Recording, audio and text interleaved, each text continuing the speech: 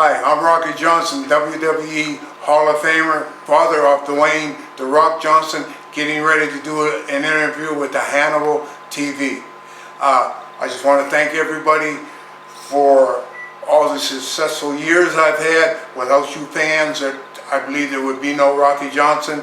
So I just want to take this opportunity to thank each and every one of you that believed in me. And I did my best over the years to give you the best entertainment I could.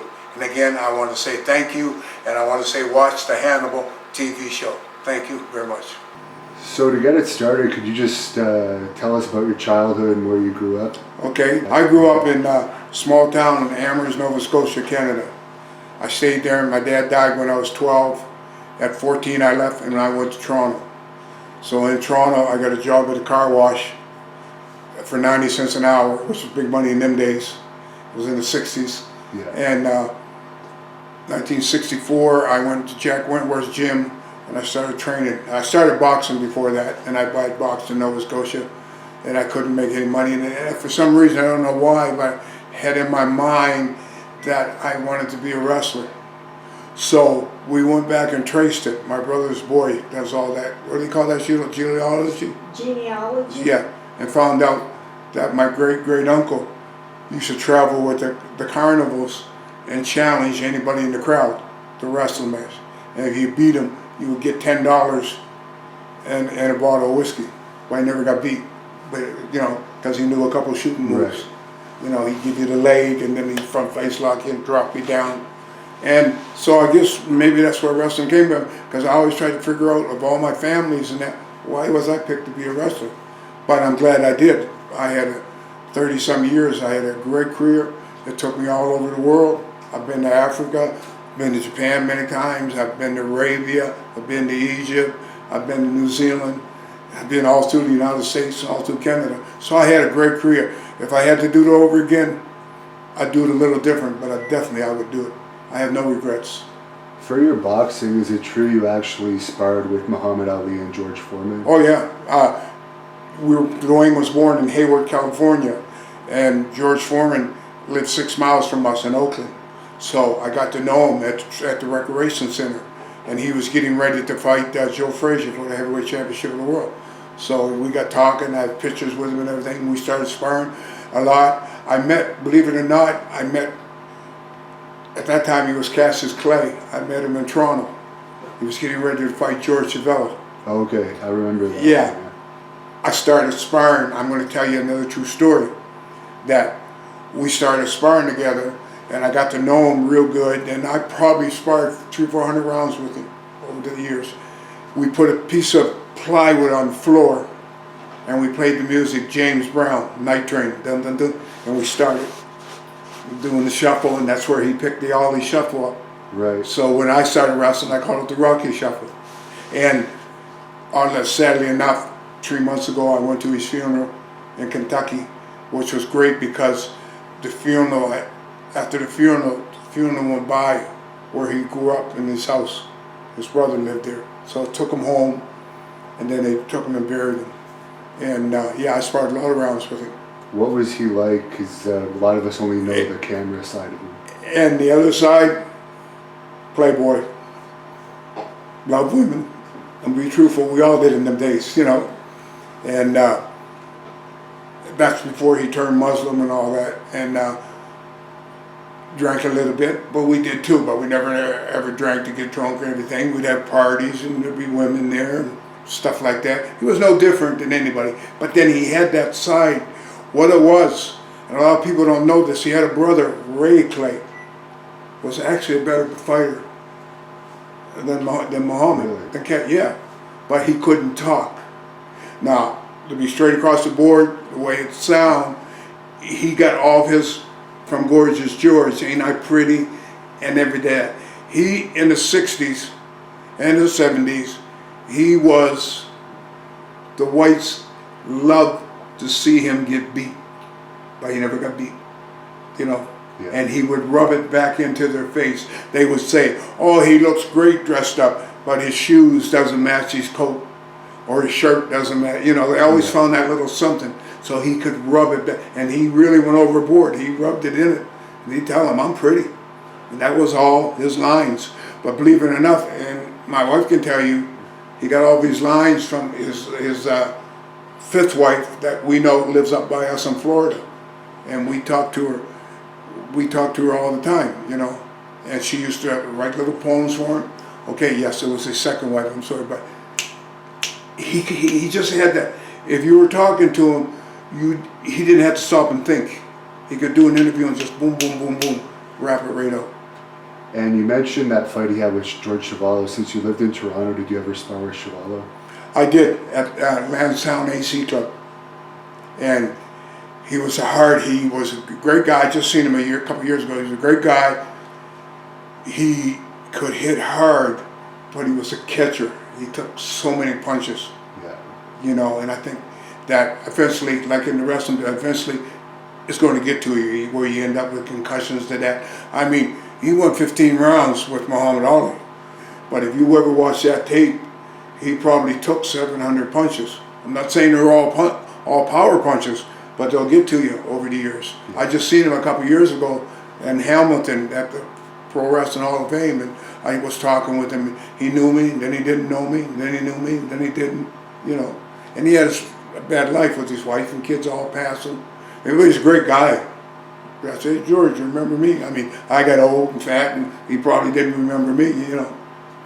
And you changed your name, of course, to Rocky Johnson when you became a pro wrestler. Where did you come up with that name? Came up with that name because in boxing, I wanted to be a boxer, and Jack Johnson was the first black heavyweight champion of the world. So I came up with the Johnson. My idol, I used to pay 50 cents to get the Ring magazine every month, and my idol was Rocky Marciano. Okay. So I clicked them together, Rocky Johnson, and that's how I came up with the name. And when you first started in the wrestling business, was there a lot of racism still in those years? Oh, it was then and it is now. I think now it's more covered up, but there was a lot. But I had the opportunity, if you could work, and you know what I mean by working, that they couldn't be denied. You know, I'm not going back bragging, but I was the first black champion in Florida. I was the first black champion in Texas. I was the first black champion in Georgia. You know, I broke the South wide open, so I couldn't be denied because I was headstrong.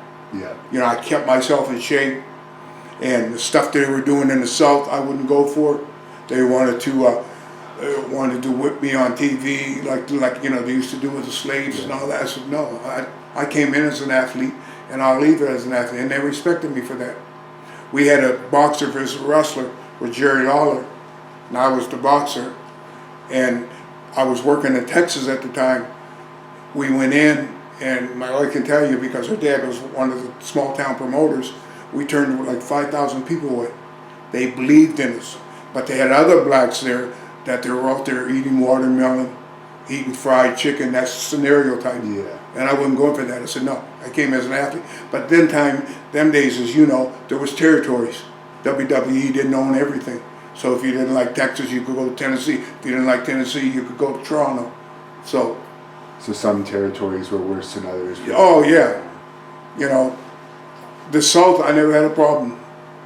But as far as racial, it's always going to be there. Yeah. Whether you're black, whether you're white, whether you're Puerto Rican, no matter what you are. But you can't let that interfere with your performance. People are going to remember you. You know, when they go home, they're going to say, hey, did you see him? What a match he had. What a great, they didn't know what work was, so what a great wrestler he was.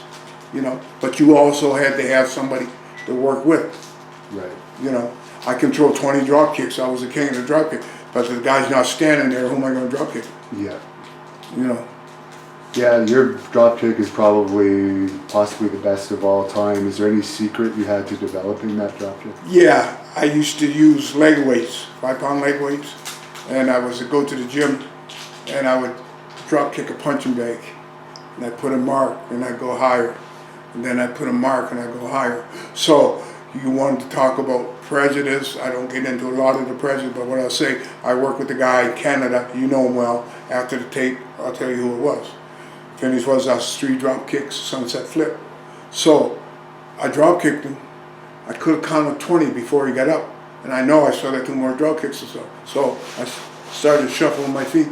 When I started shuffling my feet, the crowd went nuts. I said, oh, okay. So the second drop kick, here I am. I'm doing all this, shuffle my feet. I said, you can lay there as long as you want. You know, you'll get guys that will make you look good, you know the business. Right. And you'll get guys that will try to, especially if you had to do a job. And you know what I mean by doing a job. So Now, you also wrestled for Stampede Wrestling. What were your memories of that territory? memories is there. My first match, they're going to tell you the story. Whipper Billy Watson brought me in. He called Jack Wentworth. He was running for Senate up in Canada, or Congress, whatever they call it. So he called Jack Wentworth in Hamilton. I used to take the bus twice a week to go over to the wrestling school. And he said, do you have any black wrestlers? I said, well, I got a kid here. He's young. He's 18 years old. He's cocky, sassy, but he looks like he's a decent athlete. So they brought me up, and he put me on TV, and he had me go like a minute and a half, and I'm going, what can I show the people in a minute and a half? But not realizing, and years later I realized, when you're green, the longer you go, the more mistakes you're going to make. So I wrestled Purple Savisco. He backdropped me. I landed on my feet. I hit a 3 drop kick, sunset flip, 1, 2, 3. Watson comes out and he goes, ladies and gentlemen, you don't know this, but I've been training him for 2 years, and he's going to be my next world's champion and all. He went on and on and on, and I'm just standing there, you know. So I go home. My mother said, he just missed you 2 weeks ago. He's on TV because, you know, there was no, everything was kayfabe in them days. Yeah. And I said, yeah, I knew him from before, let it go, you know. So anyway, as it went on, he lost the election. So losing the election, he sent me to Calgary. I went in there, I was like 6 foot. When I left, I was like 6'2", because he stretched me. He broke a blood vessel in my eye. Stu Hart? Yeah. Stu, I had nothing but respect for him. He told me, he said, kid, someday you'll be a world champion. But Stu would get you on your hands and knees, then he'd hook the hold on you. Then he'd say, fight. And everybody said he was a great shooter, but don't forget, he won a silver medal for Canada in the 40s in the Olympics. But a good shooter is, take my arm when I don't want to give it to you. Because he used to take those ex-football players, have them screaming, and they'd pass out, they'd pee themselves and everything else. He loved that. And then I ended up working with him around the loop for opening match, 20 minutes every night for about 6 months. And he respected me. After he broke the blood vessel in my eye, I didn't go back for a couple of days. He wanted to see if he was coming back. And I said to myself, well, I'm not going to drive a truck the rest of my life or work in a car wash. So I went back. And I did learn a lot from him. Was there decent money in that territory? And that territory, more than my days, I had a guarantee of $250 a week. You worked every night. Sometimes you'd get a Sunday off. But you got to remember, in them days, the average person was making $80 a week. So here I am, I'm making $250, you know. Yeah. So it was decent money, not compared to today.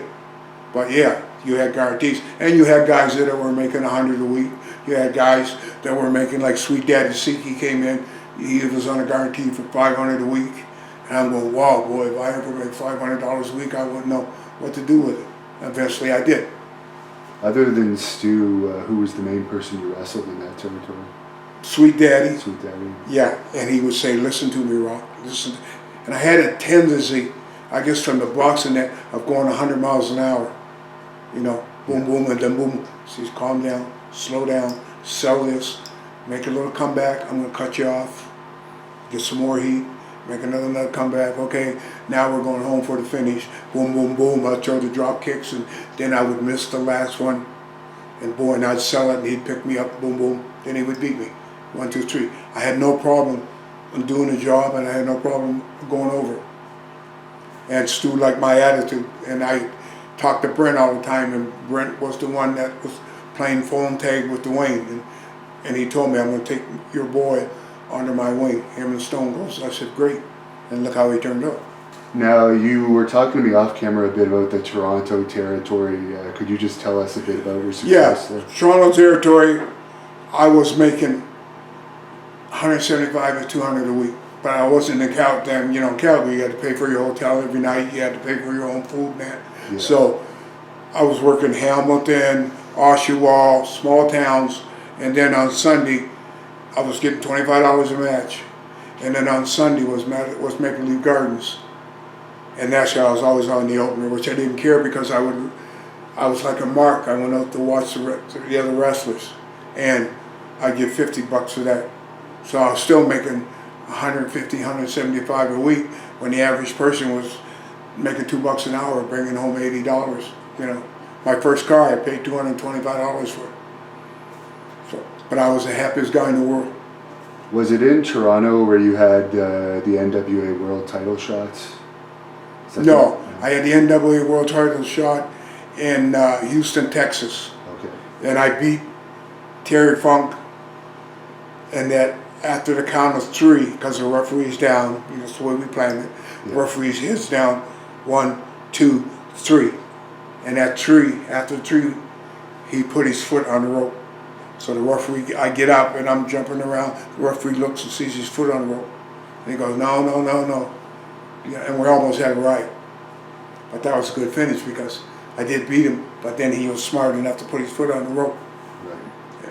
What was he like outside the ring? He's always Terry was a great guy. We all called him Wild Man because he would take the goofiest bumps. He done to do a blade job like Abdullah. I started with him, you know. But they got blood crazy.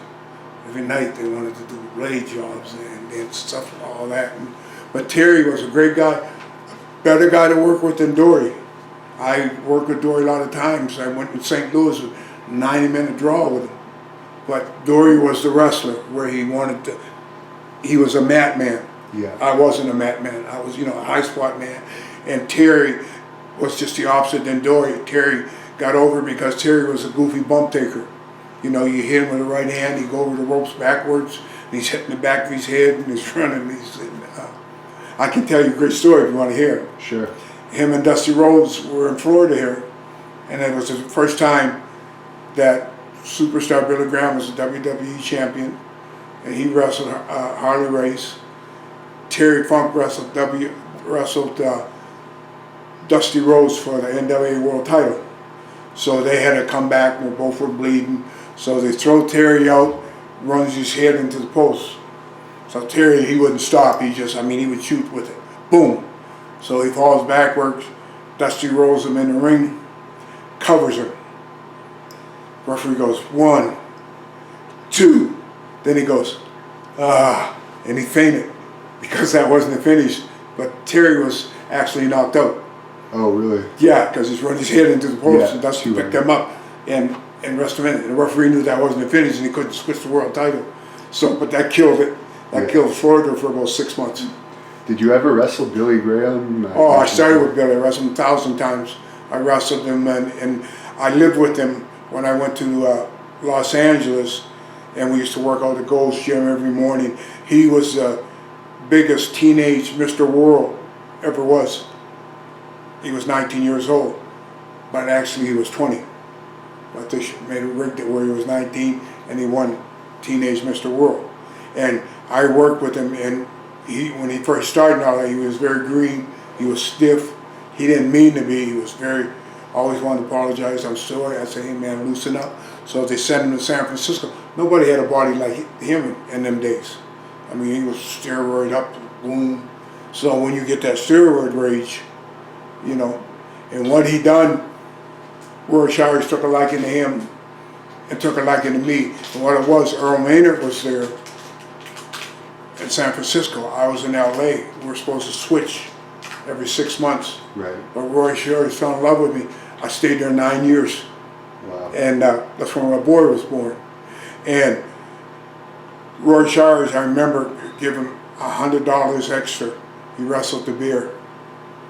And they're wrestling, and somehow the muzzle came off, and the beer had Billy's arm and it's actually in his mouth. But I guess the beer was a worker too because he didn't bite down on it. And Billy pulled his arm out, and I just broke the skin. He was bleeding, and he sewed that arm, and he went back to the dressing room. He just left the ring, and people went nuts. Said, oh, Billy's got the rabies. The beer bit Billy. They talked about that for 3 months. Wow. So then they wrapped his arm, and every time he'd go on TV, do an interview, He said, I want a second chance at that beer. Because, you know, the guy that owned the beer would only be in the territory for a week, and then he'd be in the territory for another week and stuff like that. Yeah. And you mentioned your son being born in San Francisco. I guess you were married to Peter Maivia's Yeah, wife. I was born, yeah. That's how I became, Peter was a high chief, and I ended up becoming a chief because she was a princess and his mother was a queen, but they don't recognize her, the queen, they recognize the men. You know, like my boy has a title. Now he has 2 daughters. So when he dies, neither one of them can get the title. The title will go in escrow until a male is born. Okay. It goes through the male. That's what his tattoo is. And I wouldn't get the tattoo because I knew it would hurt too bad. Yeah. Because they do it with, Dwayne's only got it from here to here, and it took 19 hours. Right. And I think that's what killed Peter. He had the from here all the way up tattooed. They did it in 3 days with a shark's tooth in the bone. They take him down to the ocean, put him in the salt water, bring him back, work on him again. Took 3 days to do it. Now, did he have any problem with his daughter dating a wrestler when she started dating you, Peter? Peter didn't. She did. Okay. Because she knew, she wasn't pregnant or anything like that, but she knew wrestlers had women in every town. You know, it's like football players are all waiting, basketball players, and we used to call them arena wrestlers, were always at the door. And we used to make a big joke about it. You know, a 6-pack, arena rat, $100 payoff, and the wrestler never opened his mouth. So she knew, you know, because she caught Peter 2 or 3 times. Right. And he ended up, you know, and I'm not saying anything bad because I loved him to death, but he ended up leaving her and living with this girl that he had 2 kids with. And then eventually he went back to his wife. But in the meantime, she came and lived with us. That was the worst 6 months of my life. You know, she was a pain in the rear. But what I didn't understand till later, I took the only thing she ever had left. Because Peter had left and went with this woman. Yeah. And all she had was the daughter. And I took that from her.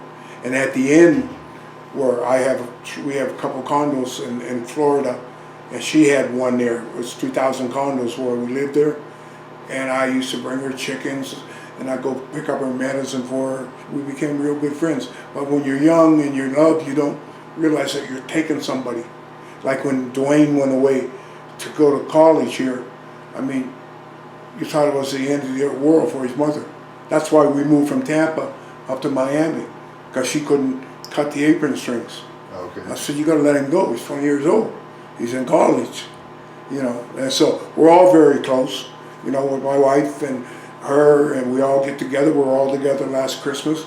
Dwayne's ex-wife works for him, you know, and he has a daughter, and now he has another little daughter. So there was no lawyers or nothing involved, you know.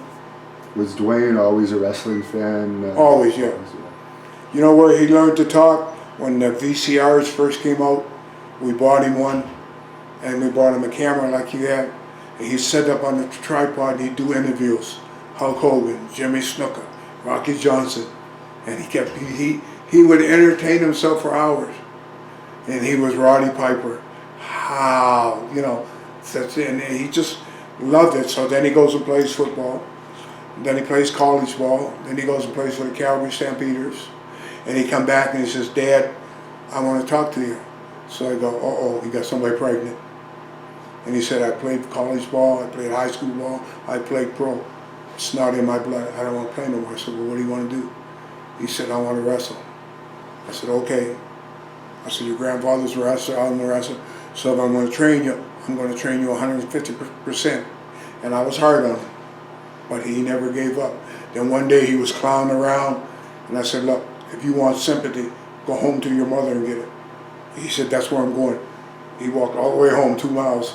And when I got home, his mother didn't want to speak to me. What are you doing to our son? You're making him walk in the rain? I said, because he's clowning around. If you're going to be this, you got to take it serious. I took it serious. It's my life and my career. You're very well known for your tag team with Tony Atlas. Yes, First we Black. became. How long were you guys together? And what? Well, I met Tony when he first started, and I tried to help him. But he had the best body in the business. And I can sum it up like Vince McMahon told him, you got $1 million body, but you have a 5-cent brain. we'd have still been champions. But once we got champions, he wouldn't make the small towns. He was hard to do business with, and Vince came and said, so I go into Washington, D.C.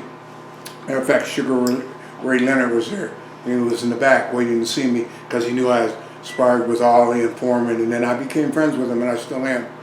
And I seen Bobo Brazil sitting there. Then I knew something was going on, and they fired him right on the spot right there. Wow. Yeah, and they took the belts from us. And we still couldn't be champions because we broke it. We were the first Black World's Tag Team Champion. And they were going with it. And we were selling out. And they were buying it. We were doing 22,000 people at the Gardens, 20,000 in Baltimore, you know.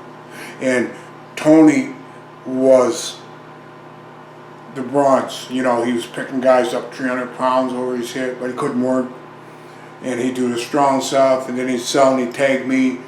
And I was the guy that was the workhorse. I had to come in with the drop kicks, the shuffle, that. But what he didn't understand, that I was a Samoan chief, and I still am.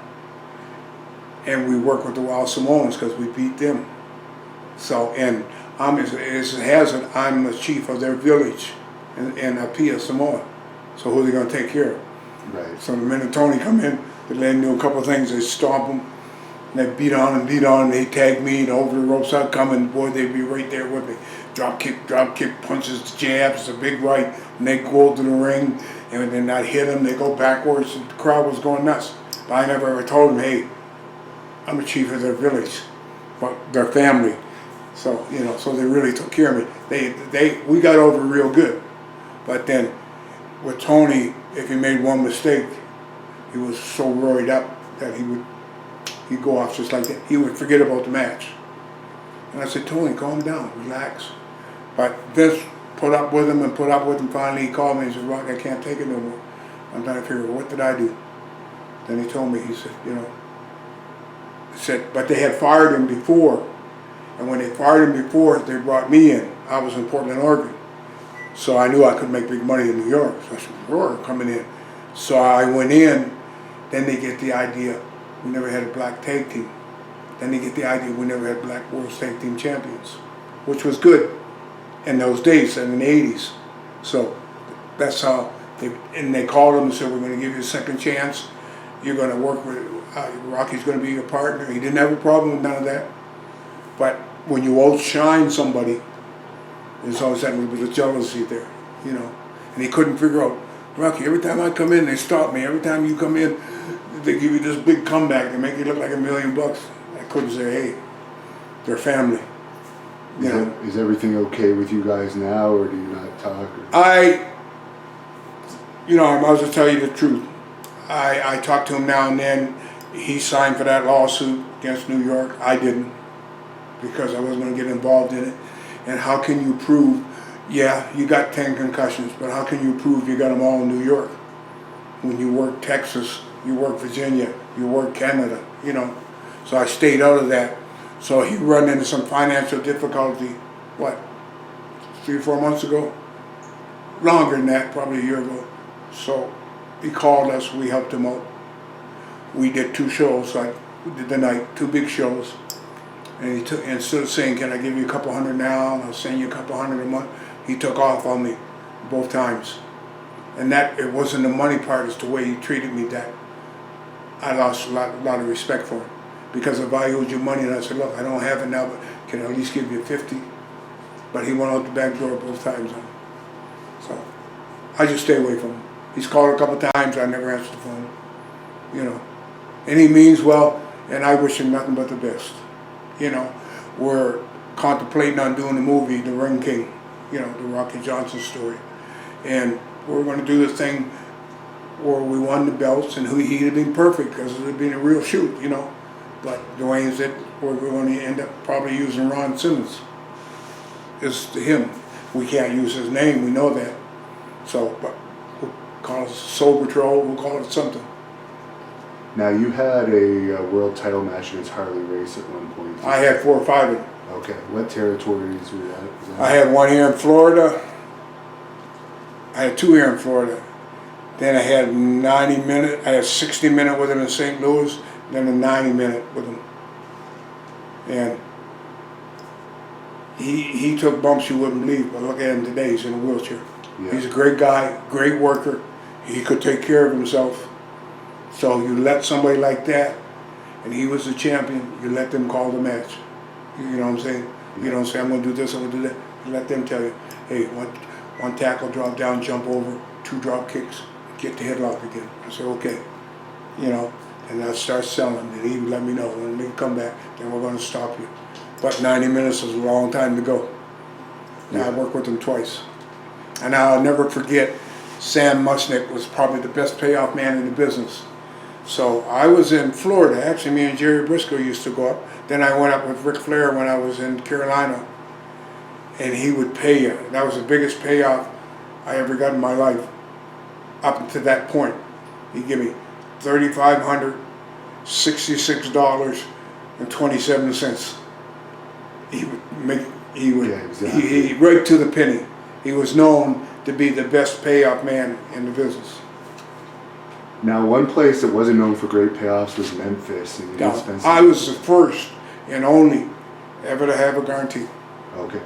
I went in, when I did the boxing thing I told you about, Yeah. I was in Texas. And they would say, come in, we're going to make you champion, we're going to do this because you got over great. What he did when I started the match, he got the arm bar, and I did the flip, and I kicked him off, and I did the back roll, and I started jabbing him, and I hit him with the right hand, and he went over the roof backwards. Then people sound like cannon going off. And then I started to get cotton mouth, started to hyperventilate, because I never heard that before. And so I said, okay, I'll come in. And I said, you know, I've got to have at least $1,000 a week. And he goes, we don't give guarantees. And I said, well, I'm not coming in. Because I was doing good in Texas. Yeah. Texas got mad when I left, you know. And I was a Texas champion at the time. Yeah. And I was making $700, $800, $900 a week. But I knew there was long trips there, so I stayed. I'll stay here in Texas. Yeah. And they called me on the phone. Jerry Lawler called me. And that time it was Lawler, Jarrett, and Nick Goulas were all together. And then they ended up splitting. Right. And when they split, I had to make the choice. Whether I'm going with Goulas, he took one half there, or whether I'm going with Jarrett. But see, Jarrett was the payoff man. He had given me my guarantee. And I ended up having $1,500, $1,800 weeks there. Did you think Jarrett was a good booker? No. I thought Lawler was a good booker, but I thought he was 20 years ahead of his time. Right. They're doing stuff now, you know, that Lawler was doing 25 years ago, and they're saying there's no other territory you could do that in, only Memphis. Right. He had a guy, I never forget, standing in a coffin, actually one of the boys with a mask on, Lawler doing the interview, you open the coffin, and you go, you okay? And you go, okay, and they close the coffin. So somebody called in the bomb scare. We all left. They forgot he was in there in the coffin. So he stayed in that coffin for like an hour and 45 minutes. When they took that mask off him, the water just, he went up, took his cough, went to the car, got in his car, and nobody knows to this day where he ever went. Wow. Can you imagine being in that coffin, standing there for an hour and a half? Yeah. I wouldn't get in the coffin to start with. No. But that was his gimmick. Did you ever wrestle for the Sheik's territory? I left Toronto. Okay. And I went to Nova Scotia, then I went to Toronto, then I went to the Sheik, and I became United States champion there with Ben Justice. Okay. And I stayed there for like a year, and this is so funny how I got to LA.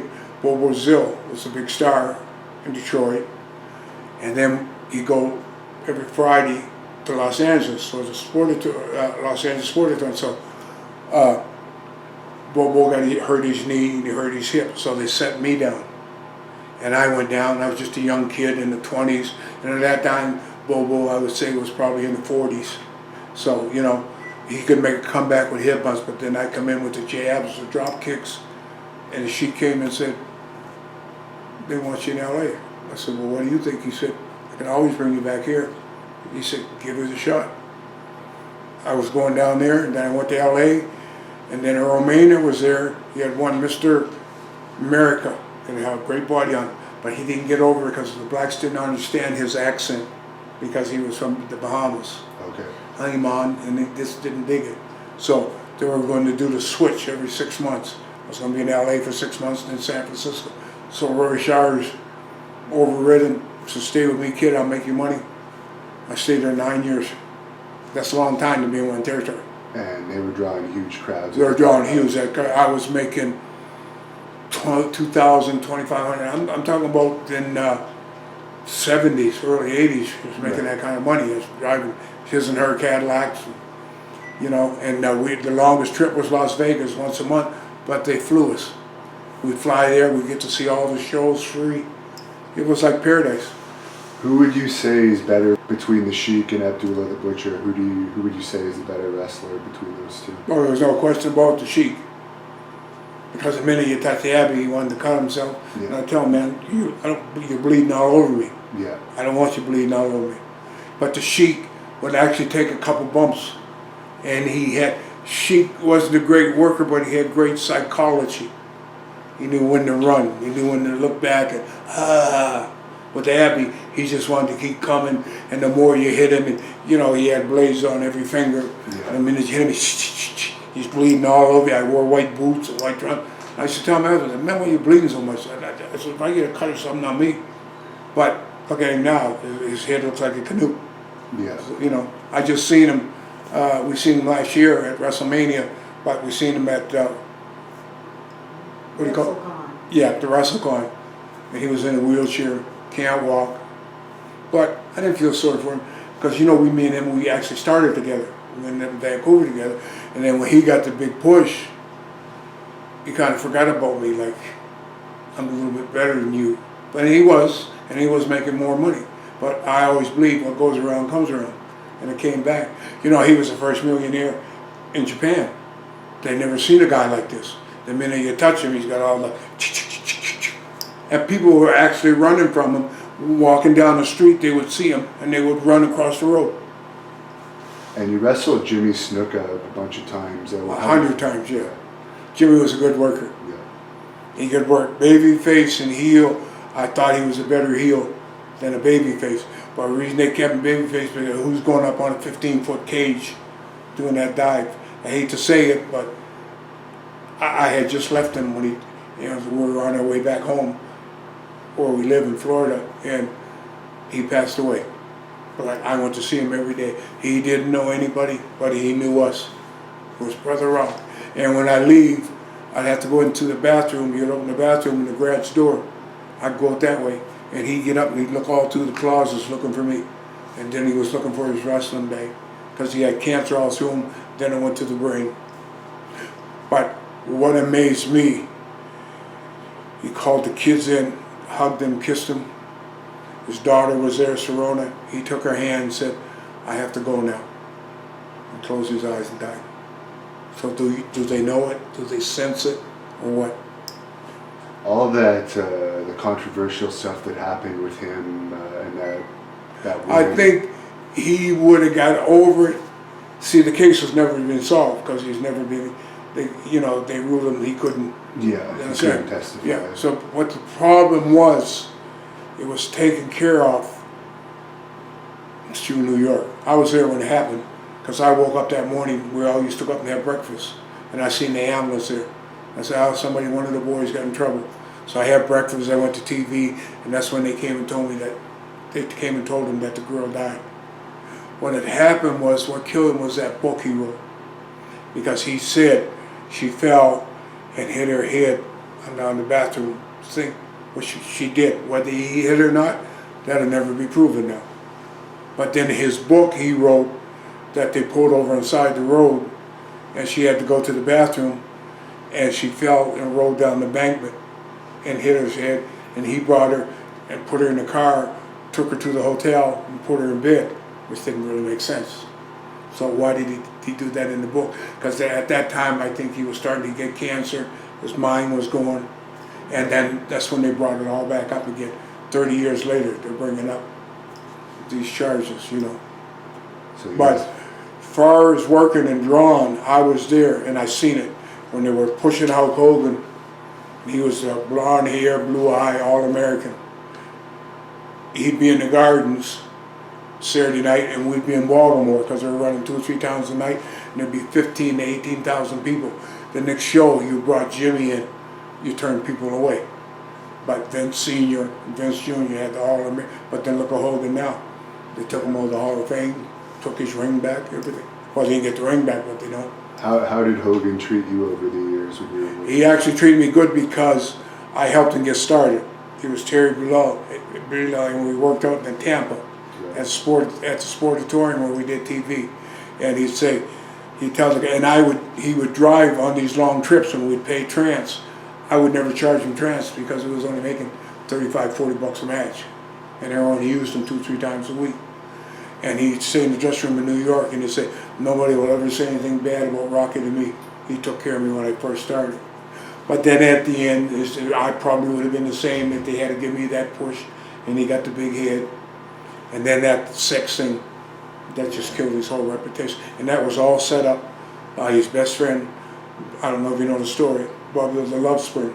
And they had the boot camp for TNA. So he wanted to get divorced, but he didn't want to give his wife anything. So he said to Hogan, I'll pay you, I don't know how much he paid him, maybe 20, 50,000, I don't know. He said, you go to bed with my wife. He was in the closet taping it. And then what he did, after he taped it, he did the double cross on Hogan and sold it to RIc. Then they put it on TV and that killed him. What do you think of all this sex stuff with wrestlers these days? Because your son keeps himself very clean. You never hear anything bad about him. Yeah. A lot of these guys, their sex tapes, pictures. Yeah, they get in a position that they've never been in. You know, all of a sudden you're going from, just to give you a round figure, you're going from 500 a week to 5,000 a week. So now everything's there. You're a star, and you're starting around. And then here comes, you hurt your knee, they give you a painkiller. And then the next day it's 2. Then the next week it's 5. And then they get hooked. I have the thing at home in the wrestling business. Within the last 10 years, we've lost 78 wrestlers. That's pretty hard to believe. Yeah. But we have the document at home. Wow. Yeah, because it's so easy to get. When you're walking around like with Atlas, we got paid one time on a Tuesday, and then we had like $11,000 a week. Friday, I had to lend $500 because they go set the whole bar up. Then when they started with the cocaine, give to all their friends. And first thing they spent $5,000. Look at RIc Flair when he went to England. He set the bar up. The bill came back $37,000. They had to call New York. New York had to give him the credit card number to bail him out.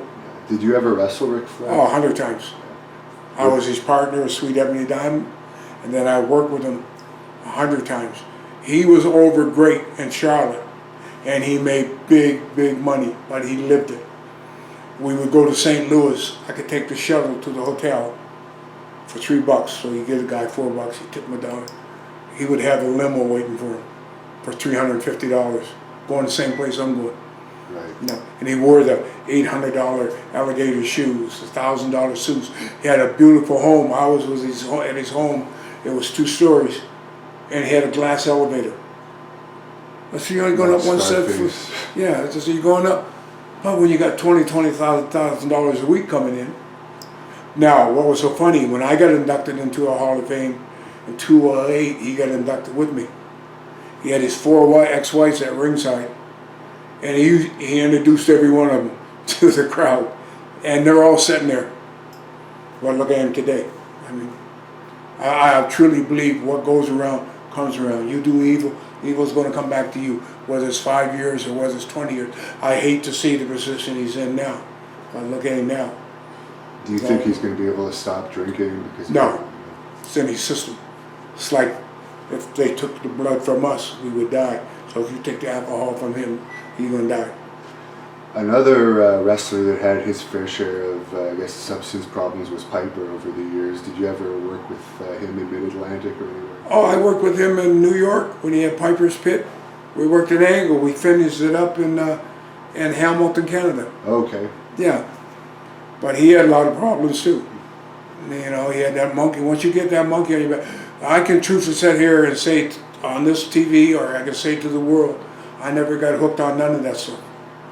Painkillers, yeah, I took them, but I was scared because I watched the other guys, and I seen, you know, and I ended up with probably throwing 30,000 drop kicks in 35 years. I ended up with both knees done, but I never got hooked on drugs. And I've had them put it under my nose, and I would tell them, I can't do it because I have a blood disease. Because once you get hooked, you were hooked. And that's what happened to Jimmy. I watched Jimmy when he came in, you know, and all of a sudden, a month later, he was a different guy. Because now it's $500, $1,000, $1,500 for cocaine. And You had quite a few matches with Greg Valentine. yeah, stiffest guy in the business. Horrible to work with. I mean, I say, you know, but he said he liked to come down with that elbow across your chest, like the laid in. Yeah. So I turned around, and boy, I laid one on him, and he said the hardest I've ever been hit in the chest was by Rocky Johnson. Wow. Give it right back to him. But he was so stiff, he just couldn't get the idea. I mean, he took your arm, you had to fight because he wasn't doing it on purpose. Now I work with his dad, Johnny Valentine, Yeah. and he was the same way. He was stiff when he grabbed the leg, he would say, hey man, my knee only goes so far.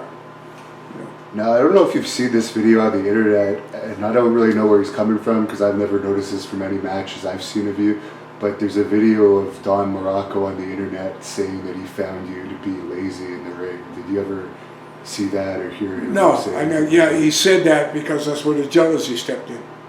You know, I work with him in New York, and we sold out places, but they're always going to find something if it doesn't go their way.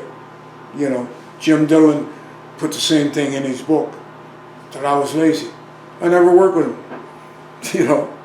And I said to him, you know, and I seen it today. Yeah. And I said to him, I said, well, you know, it doesn't bother me what you put in the book. He said, hey, I'm nothing personal. He wished me all the best. I shook hands with him. He said, I'm just trying to sell my book. I said, if you think that statement makes you sell your book, then God bless you. I never held grudges, you know. You're going to get people that like you, you're going to get people that don't.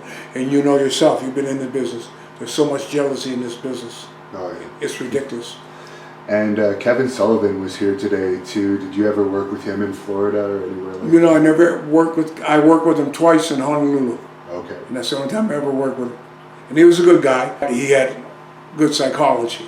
Unfortunately, it seems like the Hawaii territory is dead now, but what was it like at its peak? When we were there, my father-in-law had bought it from Ed Francis, and it was doing good.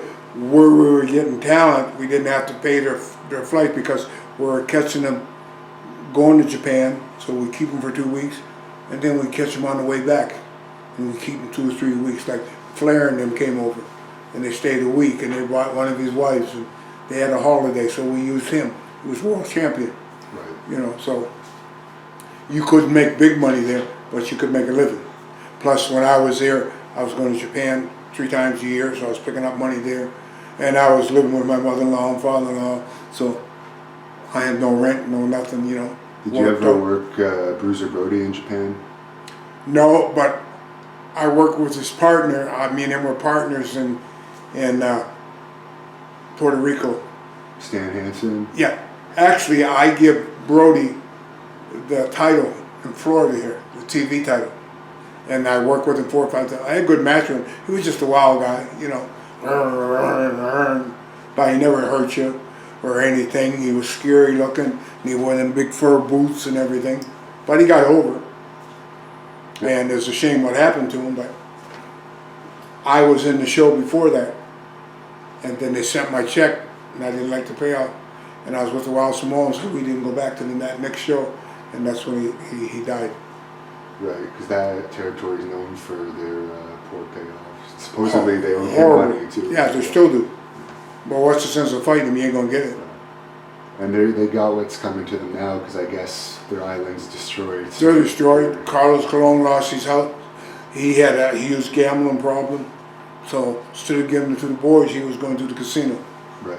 You know, you fly in there, give you a hotel ticket, send you a check for $200. I mean, come on, you know. Or it'll bounce like they did with me when I was there. Yeah, well, you know, then you were there, Yeah. right? Yeah. Now, when did you finally decide to retire and why? My knees started bothering me.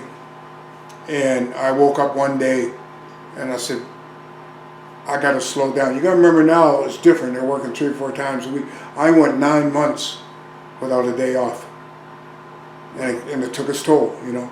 and I started, my neck was starting to hurt, my back was hurting, and I was going to the doctor. And what had happened, I had a cage match with Sergeant Slaughter in Baltimore. It's the biggest house I ever drew. The reason why, because they put the tickets up $2 more, because it was a cage match. Right. And I got hurt in Puerto Rico, and I came back, my knee was like this. I said, I can't go out there tonight. He said, you have to. People are here to see it sold out. The doctor gave me a shot in both knees. And I went. Didn't go long, 8 or 9 minutes, but it took a toll. You know, then my knee started hurting, and then I started putting more pressure on this one, then this one started hurting. And if I didn't throw drop kicks in that, Vince and them would get mad. You know. So I said, I'm going to back off, slow down, and I weaned my way out. Then I, you know, it's always in your blood, so I did a lot of shows and stuff like that. But I enjoy doing like I'm doing, just coming in, doing an autograph session, meet some of the guys. Like I went to Charlotte, and me and Johnny Walker, wrestling too, were the tag team champions in Georgia 30 years ago. And I hadn't seen him in 30 years. Right. And all of a sudden I see him up there, we hugged each other, we're talking, and one thing led to another. I go, how old are you now? He goes, oh, I'm 74. I go, okay. So that night, unfortunately, he had a heart attack, and they had to take him to the hospital. They look at his driver's license, he's 79. So wrestlers never grow old, they just lie about their age, you know. But he was a great guy. And now he lives, his wife was from Hawaii. Their plan was make their living, go back and retire in Hawaii. And he made a lot of money. And unfortunately, his wife died of cancer. But he's still back in Honolulu. Who was your favorite opponent in your career? Where, in the business? Yeah, in the whole business. I had 2 or 3 of them. Like Jimmy was one that was there for you. They knew when you was getting ready to jab. They knew when you was getting ready to drop kick. I had a lot of good matches with Harley Race, but they were hard matches. But, you know what I mean? The people enjoyed it, but I didn't. Right. You know, that's the difference. Well, you go in and work, I can go in and work with you and have a great match, and all of a sudden you're slamming me. Harley wants you to slam him 15 times. He wanted to suplex you 10 times. And you're going 60 minutes, 90 minutes, it takes a toll. But to name one guy, I couldn't, because I've had a lot of good matches with a lot of good workers. For example, with Piper, all the monkeys he had on his back, I had great matches with him in Charlotte. You know, then when he went to New York, I guess his personal business, but he did it on the flip side, you know. Then he walked out on Vince and everything. Then he got a break in the movies. So I have nothing bad to say about him, because I wrestled him in Toronto, I wrestled him in Hamilton, I watched him in Oshawa, all those places. What was your favorite town to work in? Never had a favorite town, but when I started, everything all went back to Maple Leaf Gardens. Right. Because then I was a big time. But the biggest thing is when you make Madison Square Gardens. Yeah. Then that's the ultimate, you're there. And I can remember the first night I walked in Madison Square Gardens, I said, this is it. You can't go no higher. And you can't when you're in Madison Square Gardens. Now, you started to talk about the training of your son. Was it just you training him pretty much one-on-one? Yeah, just me. I took him down. I had a friend of mine who had a karate school and a boxing school, Cisco. And he had a ring in there. It was an old ring, all banged up, beat up. But I took him down. Ron Slinkert, which I broke into business, was passed away the same day I got inducted in the Hall of Fame. He would come down and help me. And then all of a sudden I'm reading where Pat Patterson trained him, this one trained him. I'd never been in the ring with him. And when he was ready, because I was with Pat for 9 years in San Francisco, I said, you want to take a look at him? So I went down and I worked with him, and Pat watched, and actually I made him look good. He went back to Vince and said, you got to bring Rocky's son in. And Vince said, when? Pat said, yesterday. And they brought him in. They took him, when his first match was in Corpus Christi, Texas. And when he came back, I can't think of his name now, I'll think of it in a minute, said to him, Vader. Vader said to him, where you been working before? He said, no, this is my first match. And they couldn't believe it. Because 3 months he's telling me he was ready. And he knew all the holes. But I could take a 6-year-old kid, teach him my iron bar and that. I had to teach him psychology. And I put psychology. And what he did, when Pat Patterson said, what's wrong with you? You're not like your dad. You're not throwing the jabs. You're not throwing drop kicks. He looked at Pat and said, my dad's Rocky Johnson. I'm Dwayne Johnson. And he took his own style. So you made the call to Pat. Pat brought him in. Vince said to sign him, and then... Yeah, they signed him.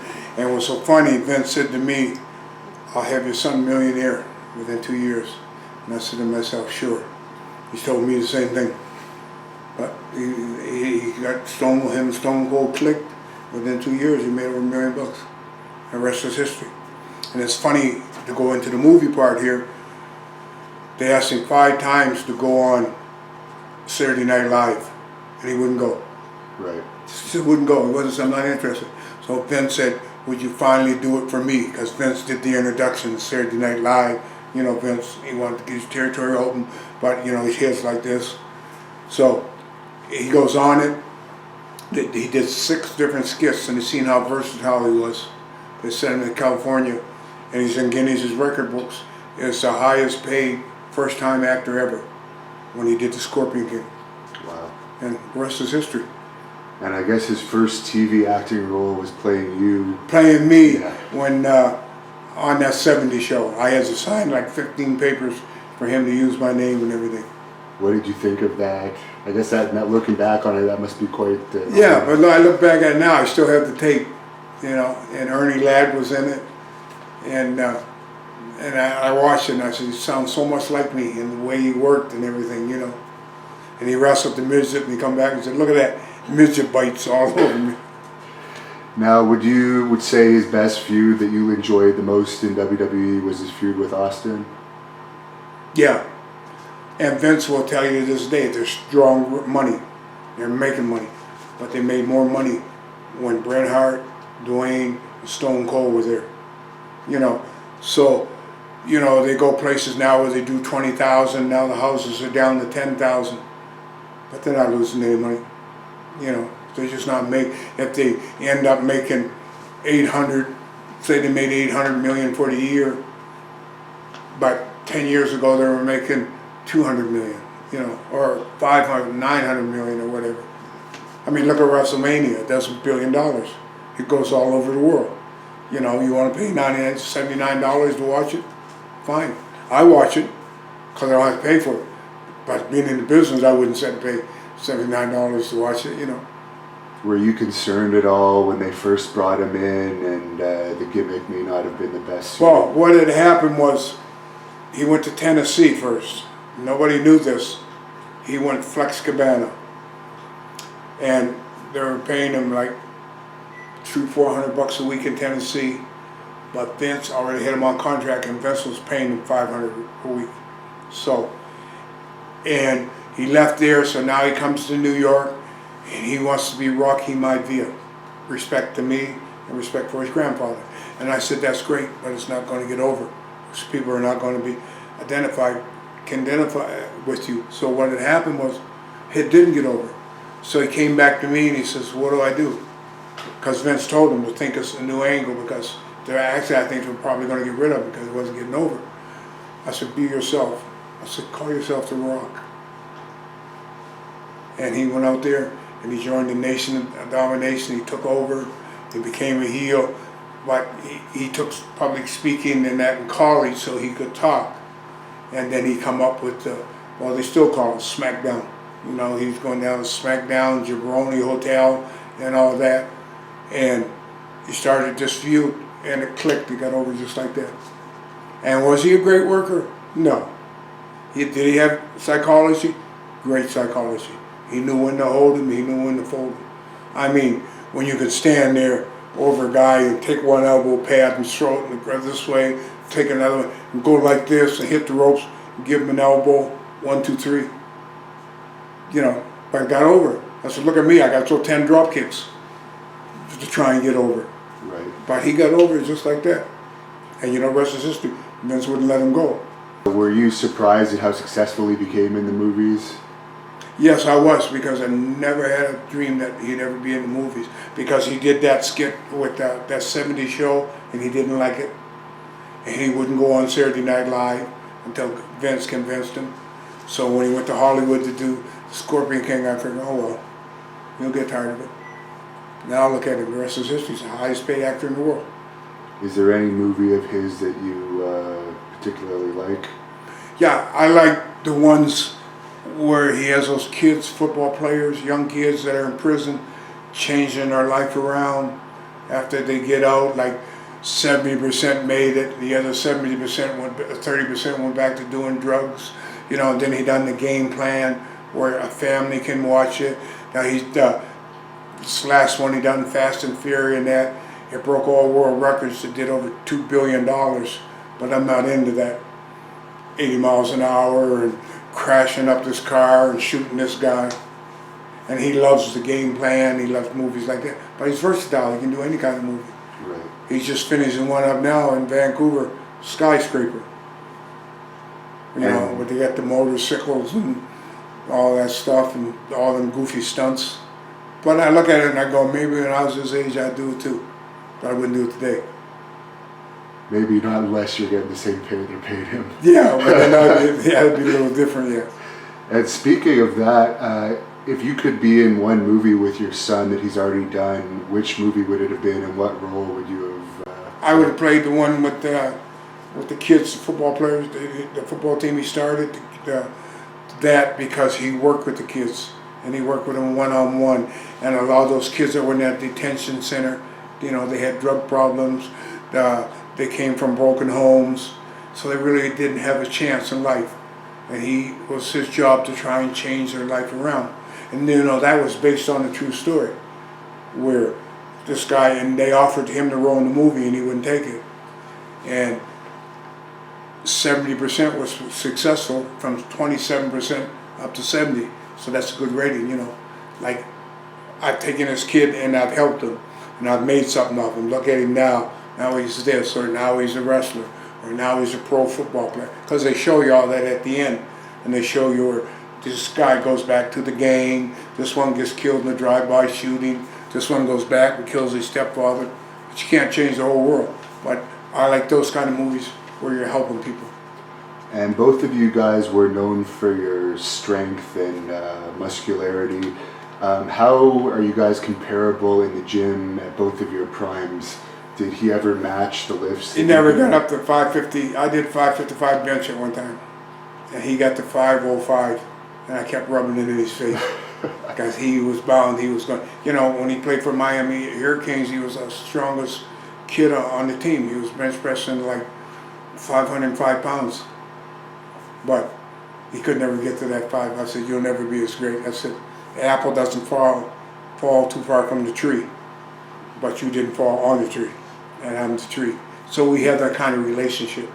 We're not father and son, we're best friends. You know, I mean, there's nothing he wouldn't do for me, and he knows there's nothing I wouldn't do for him. And whatever he wants, I'll be sure. Do you think he's done with the wrestling side of the business? Or Yeah. Yeah. He's done. It'd be crazy to go back. Yeah. And I told him that. And like he said, he likes to meet the guys, talk to them, help them. But as far as to get in the ring, well, his contract he can anyway. Because the last time he wrestled Cena in WrestleMania, he got a hernia. He had to have emergency surgery. They had to shut the set down for 3 weeks. Well, setting the set down, it cost him $200,000 a day. So look how much the movie. So they put in his contract. That's it. Now you can either say no and go back to wrestling, or you can stay in the movies. Now he has 2 movie companies. So he's doing very well. Would you say he's the greatest star the wrestling business has ever produced? I would say one of them, yes. I'd say he'd be in the top 3. Right. Yeah, most definitely. He could definitely probably sell out any arena. He win. He would sell it out. I mean, he went with John Cena, he beat him for the belt. They waited a whole year to come back for a return. And he gave him the belt back the same way Cena gave it to him. Now he inducted you into the WWE Hall of Fame. Yeah, me and my father-in-law, yeah. What was that moment? That was the greatest feeling in the world. But the greatest thing in a wrestling business that ever happened to me was I had a father and son match with him in Nassau, Bahamas. Me and him against a couple of local yokels that wore masks. And so I decided to let him take the fall. But he's in the dressing room telling me what to do and what not to do and how to do it. So we get out in the ring, he starts, Boom, boom, boom. 2 minutes later, his tongue's hanging out, and he comes back to tag me. I said, what are you tagging me for? You know more than me, so go on back out. And I wouldn't tag him. And, you know, then he got the message after I let him blow up where he couldn't breathe. That was just a local company? Yeah, it was just, it was run by a guy, I can't even remember his name, but they put on a show in Nassau. And there probably was maybe 800-900 people there. But it's a thrill when you can stand on the apron and look. I mean, how many in this business, they say there's father and sons, and we know they're not. Right. But I stood there and looked and said, that's my son. I'm passing the gavel to him. And also, it's very rare to find a second-generation wrestler that will match or surpass. That's what I mean, it's yeah. Almost never happens. Yeah, it never happened. I don't think it'd be a long time before it happens again. There's a lot of failed ones. Oh, yeah. And you were telling me off camera, now you ride horses, and could you just catch us up? Yeah, we have a 220-acre farm in Steele, Missouri. We have a home in Florida, and that's where we live. Because what had happened when my wife's mother passed away, she left the farm to her. And so I have horses there, and I ride them a lot. And I like more or less just playing around with them. Sometimes when I'm in Missouri, I don't go in the winter. We lease all the land out, and they grow cotton and wheat and stuff. And I like to brush them down, ride them for a half hour, talk to them, play with them. You know, Sheila will come out and go, what are you about out in the wire? It's 12:30 at night. It's just better than me being at a bar at 12:30 at night. Yeah. And you're still close with your son? You still very close. We live 5 minutes apart.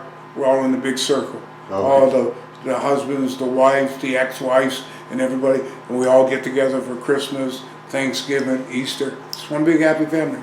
So even though some divorces have taken place, everything's fine? Oh, everything's great. His ex-wife is the vice president of one of these movie companies. Okay. You know, my ex-wife, I'll meet for breakfast now and then. Sheila and us, we'll meet with her. No problem. Nice watch you have there, by the way. It's a Rolex. My boy bought it for me.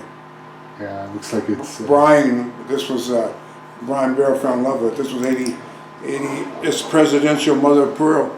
Wow. Rolex, 100 diamonds. There was $88,000. That's amazing. My boy takes care of me. What am I going to say? No? No. I said to him, you shouldn't have spent that money, but you know I wanted it. So I'm sure he's making enough that's like a penny. He was the highest paid in the world. Yeah. Right, last year made $185 million. He's got to deal with Armor All. He's got to deal with Ford Motors. I don't know if you've seen his commercials. No, yeah, He's got to deal with T-Mobile. He got his own clothing line, like this shirt, Under Armour. They're coming out with his clothing line in January. Everything he touches turns to gold. So we all live up there. I'm happy. He's happy. I'm pretty sure you don't have it, but do you have any social media or anything where any fan watching this could follow you and see what you're up to? Do we? We don't have social media. Facebook. Yeah, we have Facebook. You have a Facebook? Okay. Yeah. But the Facebook account is Rocky Johnson. Yeah, the Okay. Facebook account's Rocky Johnson.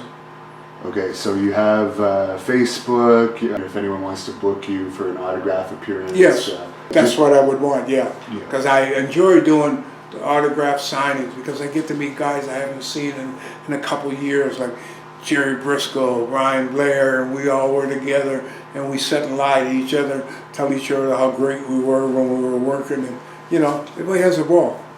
Oh, speaking of your friends, yesterday at the Legends Lunch, I noticed that you and Ming were very close. Very, very close, because when he came over here, he lived with me Okay. in Tampa, and he was only 18 years old, and he spoke very little English. I mean, they did nothing with him here, did jobs every night, but I didn't charge him or anything, and he stayed with me, and I helped him, and he never forgot it. I'm very close with him, and he lives here now, and he comes up and visits me and us. Then he'll come up and visit Dwayne when Dwayne's home, you know. Did you ever see one of his infamous barroom altercations? I've seen a couple of them. Could you share any of those? Yeah, where it take 10 guys to beat him, he go to you like a dose of Epsom salts. He was a tough guy. When he fought Jesse Barr, God bless him, he passed on now. That was the worst beating I ever seen somebody. I was trying to pull him off and I couldn't hold him. That was just the like one. they snap, you know. I guess Jesse, is that the one where he made a racist comment or Yeah, something? made the racist comment, and They went outside. Then he pulled his eye out. Then he stomped on it. And you know, when Jesse passed on, he only had that one eye. They go right for the jugular vein. Would you say that he's probably the toughest or one of the top? I would say he'd be the top 3. If I had to pick anybody, I'd pick him. Okay. Who would the other 2 be if you put? I say Harley Race was tough. Yeah. Very tough. The third one I'd have to think, but I was quiet, but I didn't take anything. I didn't give anything, but I didn't take anything from anybody. Right. You know. I understand from reading your son's book, he was quite a tough guy in his youth as well. Oh yeah, he almost killed the Heartbreak Kid, and then he got in a fight in the football team, and he got one of his own players. He's trying to pull his tongue out. Oh really? Oh yeah. What happened with him? What happened? So they had lost the game, Yeah. and then the guy come in and said something smart and blamed him for the mistake, and he probably did make the mistake. And he goes, "Hey, I'm sorry," but he kept it going. And then he started making racial remarks, and that's something he don't play. He doesn't play that. He's half black and he's half Samoan, and he's proud of that. You know. And with Shawn Michaels, what happened with it? Shawn Michaels went to, so I wasn't there. I just heard the story. They got in the ring and something happened. Shawn threw the karate kick, and I guess he kicked him a little bit too hard. So Dwayne come back in the dressing room and told him, "Hey man, you hit me too hard. Calm down." But then he got smart with him. Said, "If you can't take it, you shouldn't be in this business." And the next thing you know, he's on the floor, and Dwayne's on top of him. So I just heard the story. I wasn't there, you know. And to close this off, is there any message you want to say to your fans that are going to watch this interview? Yeah, I want to say thank you for believing in me. Thank you for all the support you've given me. Thank you for staying behind me. And without you fans, I believe there would be no Rocky Johnson.